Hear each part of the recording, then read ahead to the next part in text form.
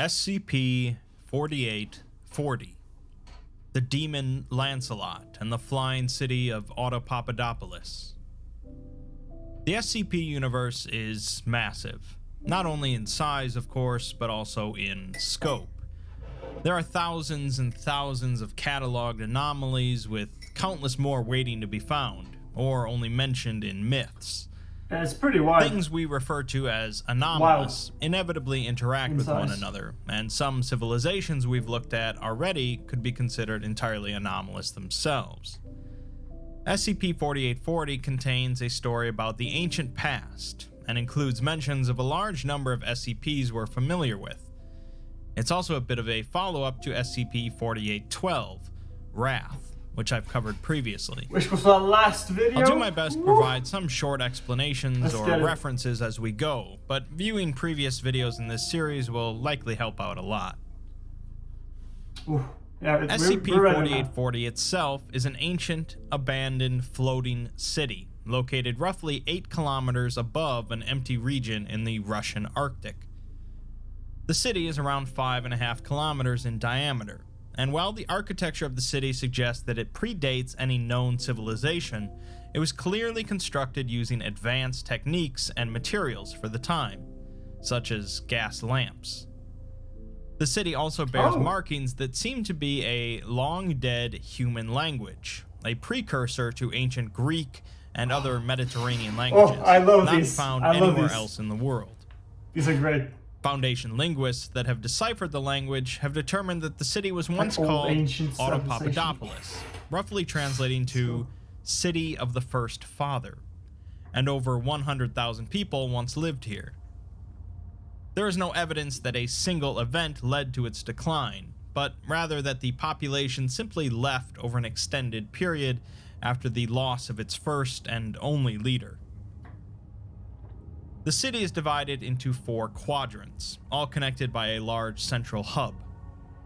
These quadrants were populated based on craft, with blacksmiths and metallurgists in one, engineers and designers in another, farmers and bakers in the third, and artisans and craftsmen in the last.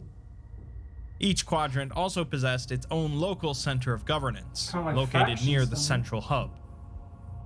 The central hub contains 3 large stone temples, designated the Temple of Sunrise, Temple of Sunset, and Temple of Night, with a larger, ornately designed Great Hall that was likely used as the seat of the city's power.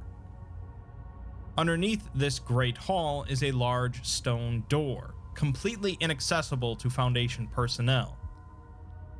The door can be opened, but individuals who attempt to pass through feel a building tension that overcomes their bodies, describing it as an increasingly uncomfortable feeling of guilt and regret, often accompanied by panic and anxiety, capable of incapacitating anyone who presses on.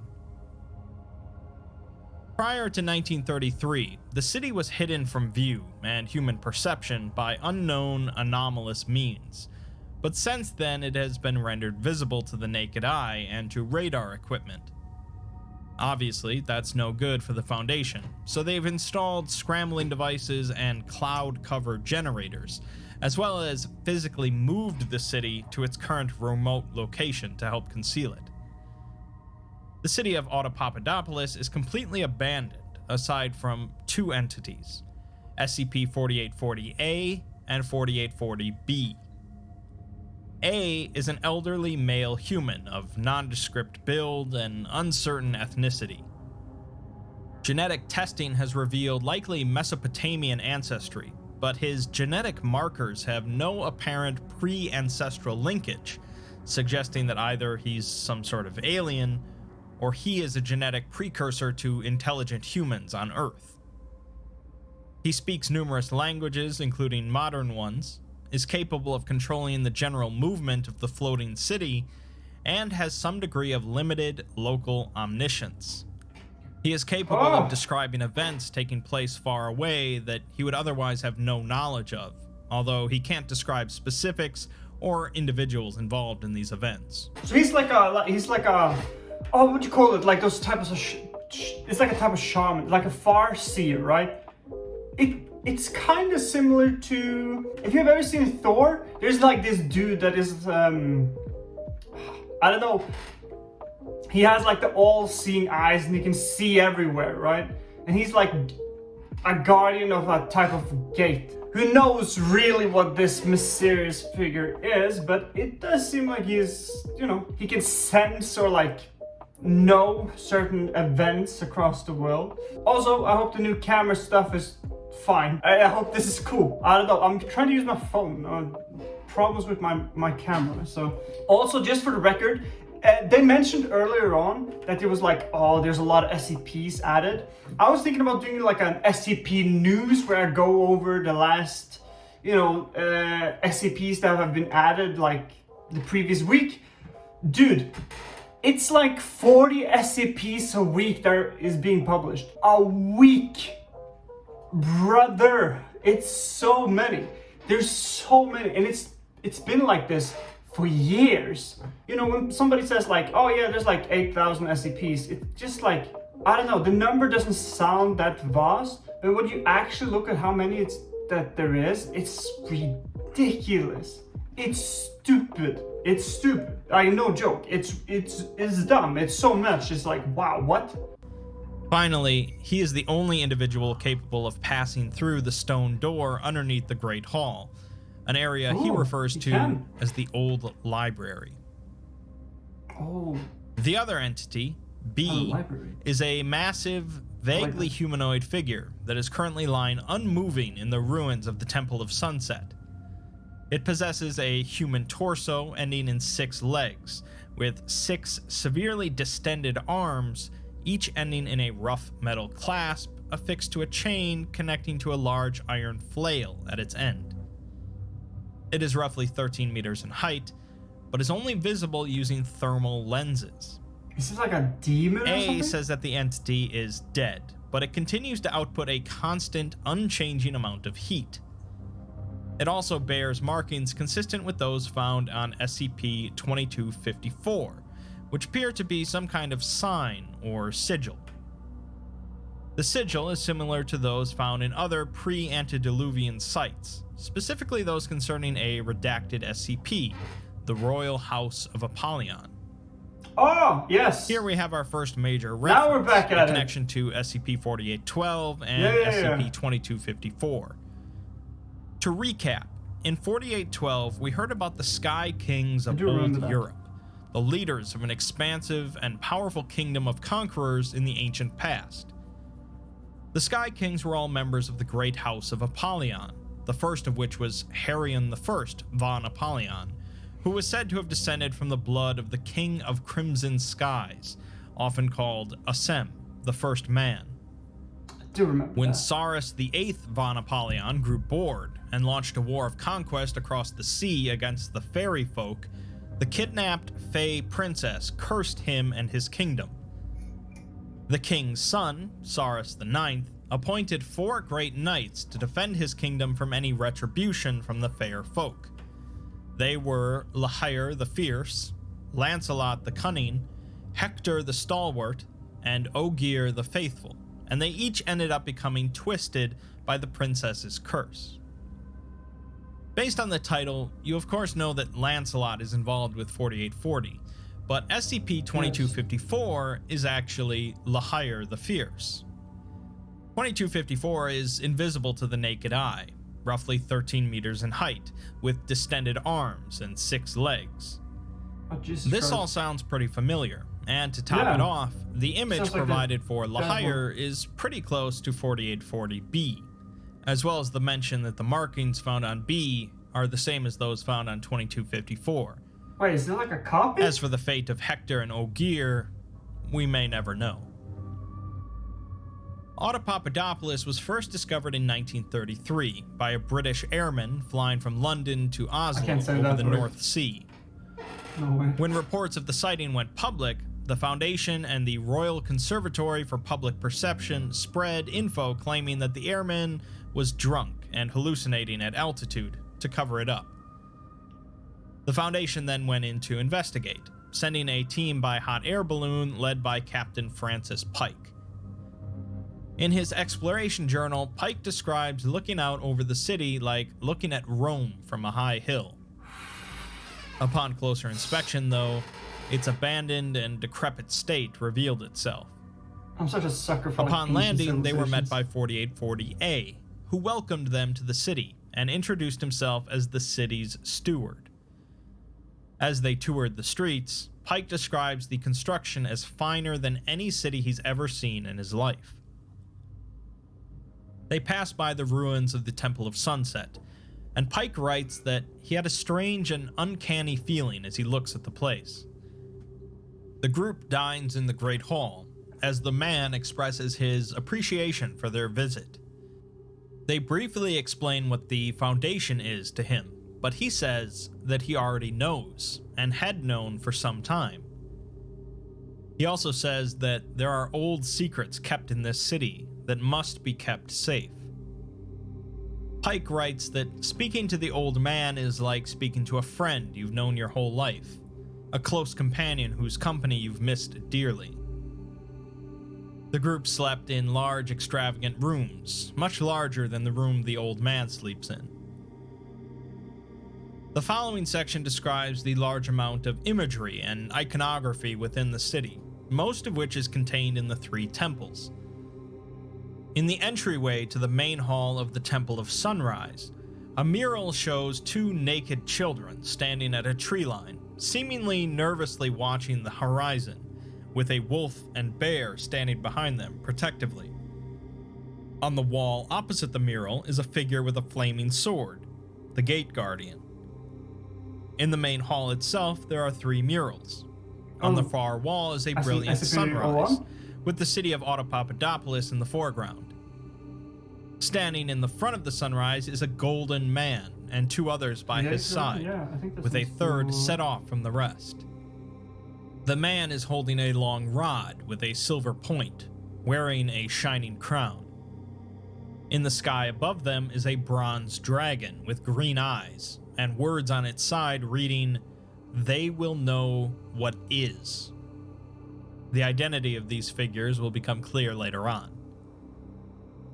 The mural on the eastern wall depicts a meeting in the Great Hall, with the golden man standing at the foot of a throne, and 2 other figures standing on each side. The third figure from the other mural is absent. Before the golden man is a king in crimson robes, with a flaming crown extending a hand of friendship, the one and only Scarlet King. Oh! Beside the Scarlet King is a naked woman covered by a snake, a man made of metal, and a sorcerer in deep purple robes, alongside others. The woman is SCP-336, also known as Lilith, a figure from Jewish mythology said to be Adam's first wife, prior to Eve. The man made of metal is Robert Bumaro, the head of the Church of the Broken God, and the sorcerer is Dr. Wondertainment, or the figure that would come to be known as Dr. Wondertainment, at least. I see it, I see. So this is like a meta SCP. Does that make sense? I think I'm starting to get it now, why you have to watch so many different... The reason why you have to watch many of these SCPs prior to this is because this is like a meta SCP. When I say meta SCP, I mean like, I make like there's like a little bit of a distinction, because look, there's certain SCPs that involves like a bunch of other SCPs, right? So you have like, what happened at Site 67 or something like that, SCP-1730, I believe, right? Which is one SCP that has a multitude of other ones present in its storytelling. I feel like this one is like that, but on steroids. Like there is so many SCPs and figures and like important elements in the SCP universe that are just present in this one. Do you get what I'm saying? Because other SCPs is like, this is these are 20 pills that if you take it will cure any disease, SCP this, right? It's way more complex, I should say. It's way more complex, and I do kind of like it. Now I will admit, maybe I'm a little bit more positive than I should be. I should probably be a little bit more objective in my approach. But dude, I'm just such a sucker for ancient civilizations that I can't help it. Brothers like, hey, there was this place 3,000 years ago. What? Hello? It has a library too? Dude, you cannot make this up. Yeah, it's definitely like what I would call a meta SCP, like an SCP that requires, a deep understanding within the universe itself. I see also why people have been like, you should probably wait with this one too. Yeah, I could definitely see that. On the western wall, a mural shows the Golden Man sitting on his throne, with an iron crown hovering above his head. The crown is inlaid with words of an unknown language, and set with a shining white jewel. We'll be hearing plenty more about this crown later. Behind the Golden Man are several large figures, one made of gears and steel, one made of flesh and blood, one made of ice and stone, one made of stars, and another made of eyes. The one of gears and steel is, of course, Mechane, also known as the Broken God, and the one of flesh and blood is Yaldabaoth, Mechane's counterpart and an important figure in Sarkic lore. Yeah. The one made of ice and one made of stars are as yet unidentified, but the one made of eyes is meant to depict SCP-3125. I covered that one in my video on anti-memetics, but basically it's a massive entity that partially intersects with our reality and erases anyone that gains any knowledge of it from existence. It seems the people of Otto Papadopoulos were not only familiar with this entity, but also decided to put it on a mural. The last figure on this mural is a young woman with long, brilliant white hair hanging in the air, pointing to the south. This is SCP-179, an entity located in our solar system that warns the Foundation of any extraterrestrial threats approaching us from outer space. Oh, I do remember this one. The final wall of the Temple of Sunrise contains no mural, but instead the words, "For not the sea to swallow them, and the long dark approach." The entryway to the ruined Temple of Sunset contains detailed drawings of cities and towns in and around Otto Papadopoulos, as well as a map of the city itself. It seems at one point the city was surrounded by large walls, with small towns and villages next to these walls. To the east of the city was a river with another town and farmlands, with the words, "The Lands of Men," emblazoned on the side of the same bronze dragon from before on top of the mural. An arrow points to the southeast, with the words, "Lands of the Blood Kings and Necromancers," and another arrow points west, with words reading, "The Far Strange West." Based on SCP-4812, we already know what existed in the West during this time, as the Conquerors went to war with the Fair Folk, who were also involved with the war with the Children of the Night, SCP-1000.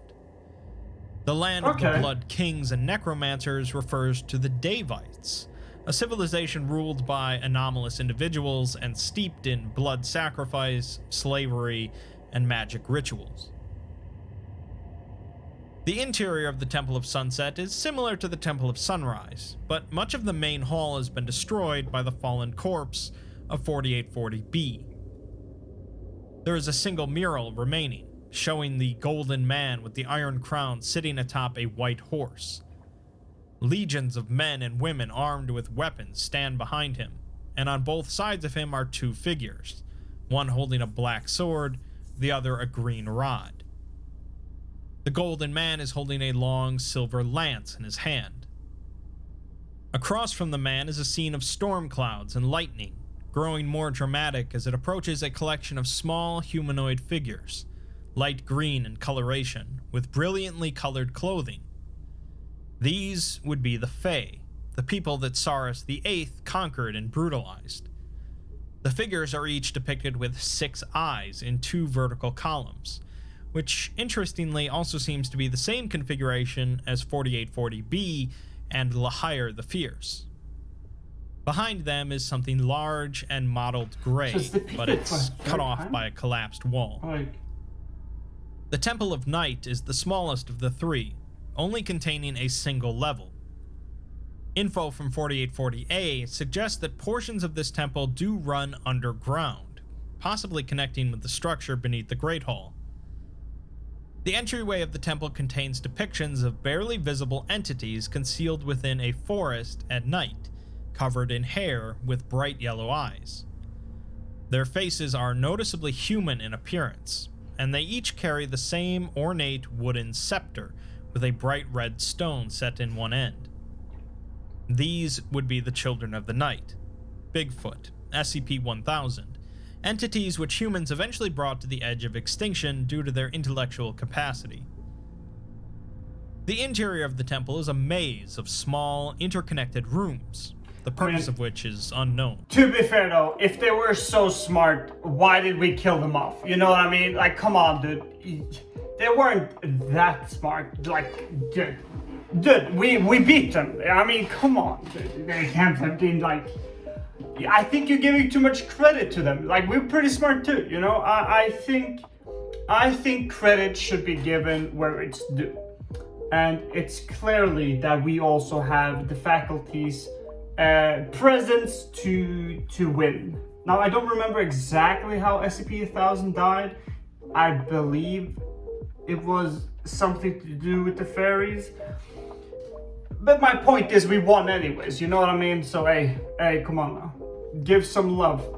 Many of them share the same depiction of a massive tree in the middle of a forest, which is actually SCP-2932, Titania's prison, a place used by the Children of the Night to contain their enemies and anomalous threats, including the Fae and a powerful reality bender named Adam L. Asem. I know we recounted one giant tree SCP. Other depictions in the temple include men and women being thrown into mass graves, children and animals being burned, men being placed into wooden coffins and buried alive, skeletons strapped to trees, and small green humanoids being raped and butchered by the larger, long-haired humanoids. These are clearly images related to the Children of the Night's wars against humans and the Fae, although Christ. Why they are here in Otto Papadopoulos is a bit of a mystery. The central room of the temple contains a staircase descending downwards, although access to it is blocked due to rubble and fallen rock. Long stone sarcophagi line the walls of this central chamber, and individuals entering the room report feeling a sense of incredible unease and describe hearing scratching sounds from within the sarcophagi. During an investigation in the temple, one team reported finding a room with a door marked with the Foundation's seal, which opened up into what appeared to be an abandoned Foundation site identified as Site 000000. Later explorations have been unable to relocate this door. 4840A already said that he knew what the Foundation was, and truth be told, the Foundation has probably been around for quite a while in some form. It's just surprising that they would have a site in such a location. On several occasions, 4840A has mentioned that he is not the only person residing within Otto Papadopoulos currently, and there is another individual in the Temple of Night. He has been reluctant to say anything else about who this person might be, and notably, he's never been seen entering the Temple of Night for any reason. Finally, then, we have the sealed chamber underneath the Grand Hall. The area 4840A refers to as the Old Library. Yes, library. The stone door leading to the chamber has two figures depicted on it. The one on the left composed of a single vertical shaft of ornately decorated gold and silver, with a smooth white stone set in its center. The figure on the right is not a figure, but is instead an inset of the figure on the left. The left part of the door is made of white marble, with bronze hinges and gold fixtures. The right part of the door is bound in rusted iron. Again, these contrary depictions will be explained soon. When the door is open, people in the antechamber claim to be able to hear someone speaking with their own voice from somewhere beyond the door. The implication is that the chamber beyond is some sort of void of reality, alien to our understanding, much like SCP-3930, the Pattern Screamer. 4840A describes the door as a passageway between this place and somewhere else. An old passageway with well-tread steps. He says that the light of the world has long since left the place on the other side, and mortal men can no longer walk it. Now that we have all the imagery down, what we really need is a story to put it all together, and that's where 4840A comes in. A Foundation doctor named Ostrovich interviewed him in 1949, and after he gets over how impressive the tape recorder being used is, he says that the Foundation are seekers of knowledge that want the truth. They remind him of his brother, who was a scholar, possibly the greatest scholar of his time, who could sit across the table from a person and gather everything he ever needed to know about them from a look.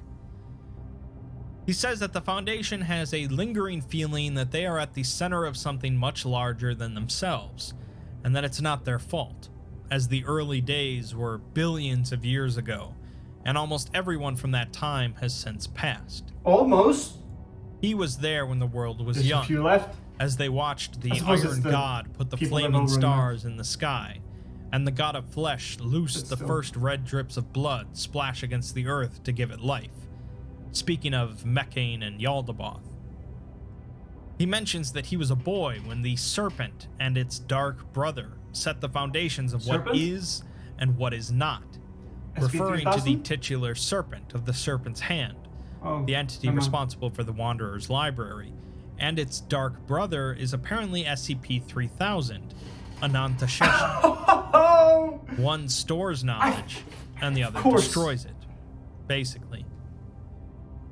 He sets out to explain the beginning of all things, and how all things started here in Otto Papadopoulos, a place where all that is, was, and ever will be was realized. There were only a few of them at the beginning, in a world. I am so sorry for cutting it off. The serpent in the library, and SCP-3000 is like opposites. I just realized. I'm so sorry for pausing the video in the middle like that. Usually I wait for good timing to pause it so I don't do this. But one is about knowledge, right? One is about infinite knowledge about everything. The other one is literally about, like, it's the opposite. No knowledge. Wait, that's crazy. I never thought about that. Makes sense why you would call them brothers. Interesting. That's cool. Well, let's go, dude. World of infinite mystery. They studied and watched and learned for millions and millions of years, and afterwards they built the city, the first city. He says that in Otto Papadopoulos is where that which is came to be, and he explains that there were only ever two true gods, is and is not. He says that there are things that are and things that aren't. And when the work of is was completed, that remnant of that god became the serpent, an entity whose purpose is only to study that from whence it came, and learn those lost truths about itself. The other entity, is not, was its shadow, and one cannot exist without the other.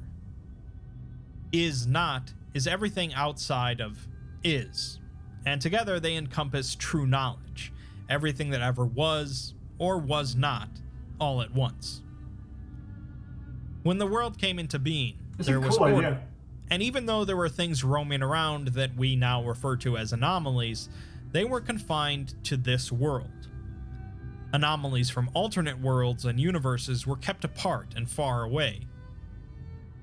A says that the Fae were the first to open their eyes upon the cosmos, because they were not born from this world normally, instead being created from the last glittering fragments of is, making them more attuned to the will of creation.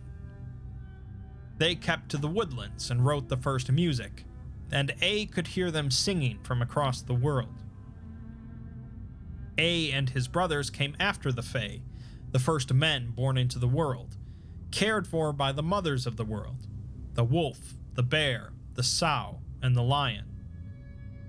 As they grew, they gave themselves names and wandered the world, marveling at its mysteries and reveling in the life they had been given.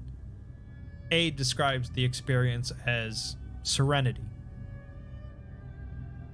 During the early days of Otto Papadopoulos, it was populated by A and his brothers, the Scarlet King, the Serpent and Anantashesha, the envoy from Saturn, the dragons and lords of the sky, the god of iron and god of flesh, and many others. The greatest of these, however, was the first king of men, called Asem. All these godly entities that we have kind of been that we have kind of become accustomed to this throughout our exploration of the SCP universe, all came from this one place. It seems.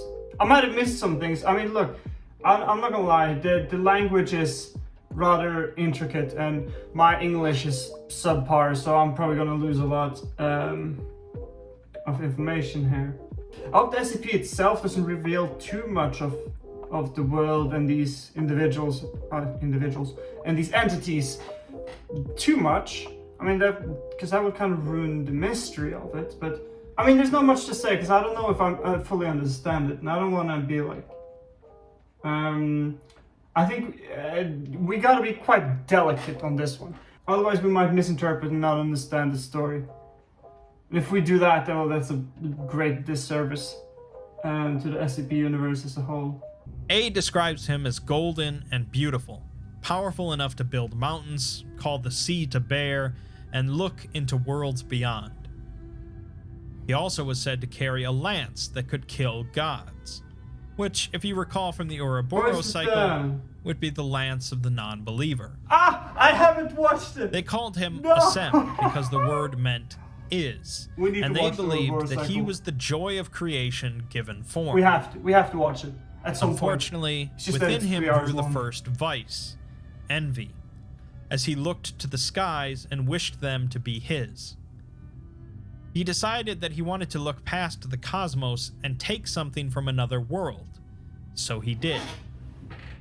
The thing that he took from another existence was a crown, and with it he declared himself the king of all that is, building his seat of power here in Otto Papadopoulos. A says that he was still kind and beautiful at this point, but he was crippled by his desire to take whatever he wished from the cosmos. Inevitably, Asem was betrayed, first by his sons. His eldest son envied the crown and demanded that his father pass it on to him. He ended up raising an army and savaging his father's lands, laying waste to the world of men, but ultimately he was struck down by Asem and locked in a stone tomb deep beneath the earth. The middle son also wanted the crown, but he spoke passionately to the people of that world, calling upon their sense and reason to demand that Asem pass the crown to him. The kingdom agreed, bending their knee to him and worshipping him as their god, but Asem put a curse on him to poison both the land and his followers. The middle son was exiled, forced to wander the desolate places of the world until the sun went down in the east. Is this like a... Finally, the third and last son took a much simpler route, sneaking into his father's room while he slept and stealing the crown from his head. Despite its simplicity, this was the greatest betrayal, because Asem loved his third son more than anything. The son slipped away as Asem's kingdom fell to ruin, and Asem turned the world into a smoking waste, as a number of the people of Otto Papadopoulos followed the third son into the shadows. They fled into the night for 1,000 years, hunted by Asem and his two other sons, who all desired nothing more than the crown. They had hidden the crown, though, kept away until it faded into myth. When A finally stepped back into the light of day, the world had changed, and was no longer a smoking waste. The people who had fled alongside A had started families in this new world, and their kingdom became known as Old Europe, the first true kingdom of mortal men. A came into the realm of Harion, a kindly man with a passion for knowledge and a desire to learn. His family were gentle and good people, and more families flocked to Harion's lands. What was so special about the crown that made his son so wanted so much? If we were to analyze it, it nearly seems like it was the symbolic power of all that is, that was the draw of it. It didn't really seem to have any particular properties. I would presume it has. I mean, look, if you had the ability to look into all other realms and you could take anything you want from those realms and you choose to pick a crown, well, I presume then it does have some type of effect, so that it's not just symbolic. If we were to say that this was actual history, but it's definitely symbolic too, like 100%, right? It also reminds me, for some reason, it does remind me a little bit about that, what is it called? The Three Brothers stories from Harry Potter too, from the Harry Potter books as well. I mean, I might be wrong, but does it play on the same symbolism in some sense? Because just like in the Harry Potter books, that Elder Wand was like the symbolic representation of power, and the people and the actions that kind of followed the first holder of this wand was sort of similar to how the brothers acted towards the crown in some sense, right? It's like through different methods, some through power and brutalities, other through cunning and words, some through working in the shadows, all of which is like represented with the Elder One as well. So it's kind of like it might be like a meta, what do you call it? Oh, this is like advanced, but it might be like a meta pattern when it comes to like the ultimate symbol of power. Scary, I would say. But I like it a lot. I mean, it's like, I love shit like this where you sit and think about, oh, what actually does this mean? I'll keep on going because it's probably boring as shit. A spent many long hours speaking with Harion about the times before the darkness and about the strange wonders he had seen across the world. This led A to take his father's crown that he had stolen and hid away and place it atop Harion's head, calling him Apollyon, the king over the darkness. Apollyon went on to build great halls, great temples, and great libraries, and in time all of old Europe swore fealty to him as their high king. Eventually, he passed away, and his son Uvan became high king. At this point, A took his leave from old Europe and returned to Otto Papadopoulos to rest for the first time in 10,000 years. When he awoke, the world had changed yet again, and the Davites had taken up arms against the kingdom of men. The house of Apollyon had become known as the Sky Kings, and were pillaging and conquering across the continent. In the west, the Fae were dealing with the children of the night, and these wars laid the foundation of the world to come. Eventually, the Sky King Zorus came to Otto Papadopoulos, where A was hiding out, and demanded that he give him Asem's lance. Even if A had wanted to, which he didn't, he couldn't give him the lance because it had been lost a long time ago. When Zorus was told this, he threatened to turn the city over in order to find it.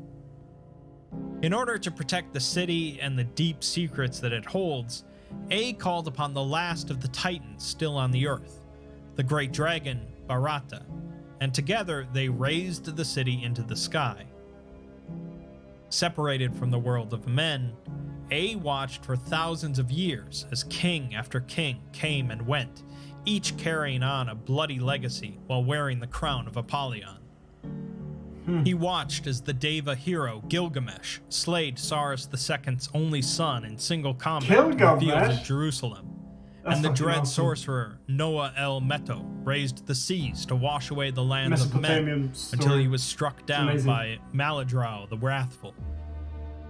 He watched Jore Apollyon sail across the sea to meet with the king of the children of the night, and then watched as she was buried alive to feed the heart of their horrible goddess tree. A watched as the world turned. Eventually, A watched as Saurus VIII crossed the sea to bring war to the Fae, and the aftermath as the Fae princess was buried and she summoned the 3 great profanities to curse the kingdom of Apollyon. A watched with sadness as the kingdom fell and Saurus IX suffered his 4 betrayals as his knights became twisted by the dark magic, becoming monsters and beasts. Wait, Lahire why? went to the west, Ogier to the north, Hector to the south, and Lancelot went east, ending up in the city of Otto Papadopoulos. That's a bit strange. Wait, why would you be? Why would A be sad about that? The way that they present Apollyon and the house of Apollyon and its kingdom, and the way that it propagates through the histories as A observes it. It does seem like remarkable similarities to, let's say, like the Roman Empire, where you have like certain kings that come in, arise, that are worshipped by all, and that does a spectacular job as a monarch or as a ruler, only to be preceded by their sons, who then slaughters and pillage and falls prey to all types of sins, whether it's greed or gluttony, power or lust. So it is curious to see that the House of Apollyon sort of you see clear tendencies from this empire as well, right? Especially because they clearly state that, they go around, they pillaged and, did what people in the Middle Ages and prior usually did. But it is a bit strange to me that he sort of is sad about that. I guess he might be sad over, like, in like a conceptual manner, like, oh, this was the great empire, this was the heart of men, if you will, and now it's deteriorated. It is but crumbs of what it used to be, if that makes sense. So it is a bit strange. I will say that he's like, oh, that's unfortunate. It might be, though, that it's like he sort of remembers the good old days in a sense, like, but it is a bit, I don't know. There's something here I'm not understanding, I feel like. In time, the name of Lancelot fell into human legend, becoming a different figure entirely, but this twisted figure became known as Demon Lancelot. This is 4840B, of course, the entity that lies dead on top of the Temple of Sunset. Lancelot would have turned the entire city into ruin if not for the efforts of the last great heroes: the dragon Barata, the Sea Lord Arcturus, the hero Beowulf, and the Deva king Beowulf, dude, the amount of The battle references to cost literature, each of them their holy. lives, so Demon Lancelot must have been quite the foe. Gilgamesh But with and Barata's Beowulf? final gasp, he tore out Lancelot's heart. You're speaking my language now. A was alone afterwards, aside from his brothers who still roamed the earth in search of their father's crown. A supposes that his father is out there somewhere as well, if he's not rotting in the heart of the earth. The crown, of course, was lost when the profane Dark swallowed up Saurus IX as part of the Fae Princess's retribution. The House of Apollyon ended in a night, and the children of the night came across the sea to pick at the corpse of the kingdom of old Europe. Time went on, of course, bringing us to the present. Ostrovich asks him more about the 4 knights, and A explains that they were each nobles sworn to the House of Apollyon. When the great profanities twisted their hearts, Saurus IX cursed them, and they took on strange and grotesque shapes, the shapes of old Fae gods. For Lancelot, who was adept with a mace, his arms were transformed and his mind became unable to do anything but rage and destroy. Jesus Ostrovich Christ. says that this all sounds pretty ridiculous, and A agrees, saying that he wouldn't trust her if she believed him without reservation. He has kept much of the old world hidden for many years, But as his life wanes, so does his ability to keep it hidden. He knows about Lahire moving in the west, and also knows that Hector is preparing to emerge in the south. He says that Lancelot has laid here dead for many years, but still does not grow cold.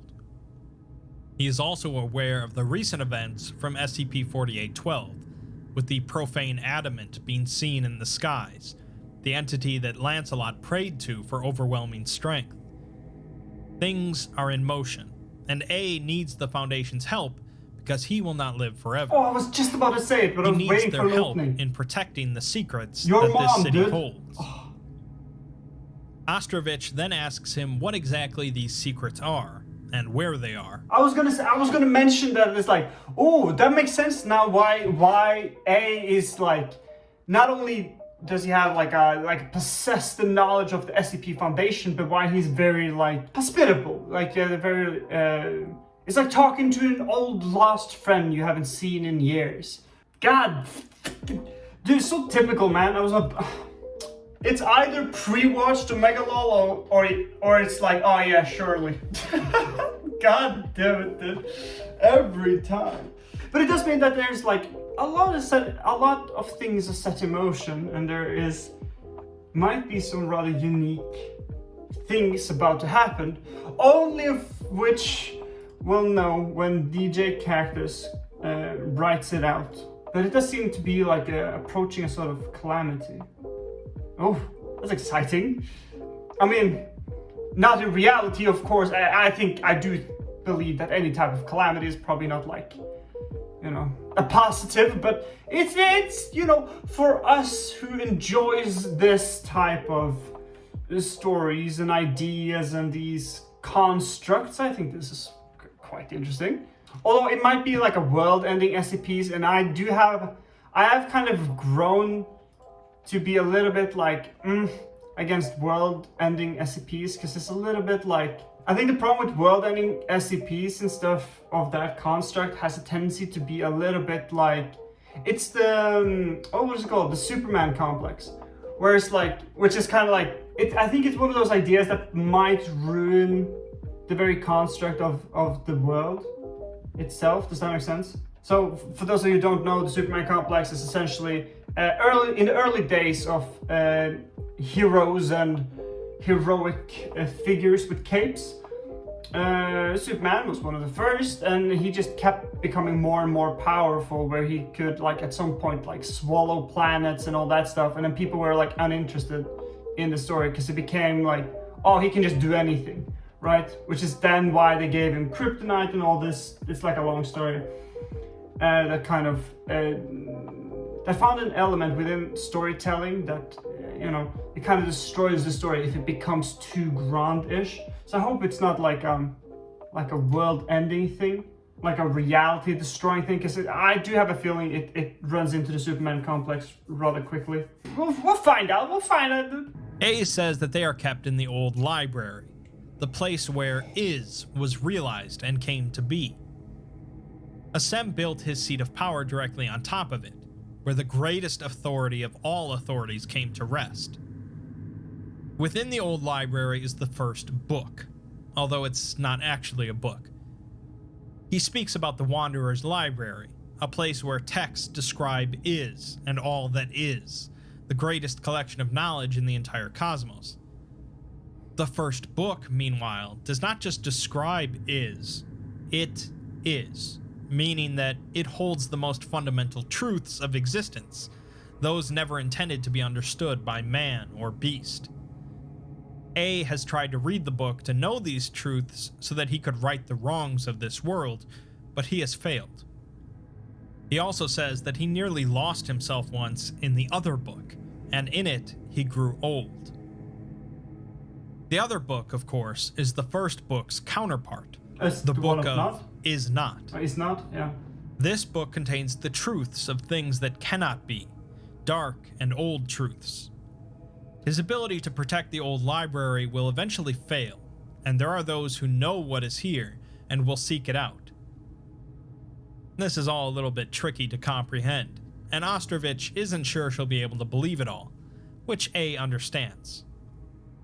He says to watch for the 3 great profanities that the Fey Princess had summoned: the Profane Restrictor, the Profane Adamant, and the Profane Dark.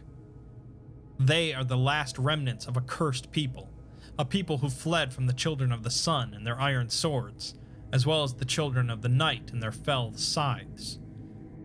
He tells the Foundation to remember what he has said when they see them, because they are from a time long before their history begins. Finally, Ostrovich asks him who he is, and A says that his name was Seth, brother to Cain and Abel, son of Adam el Asem, the first king of men.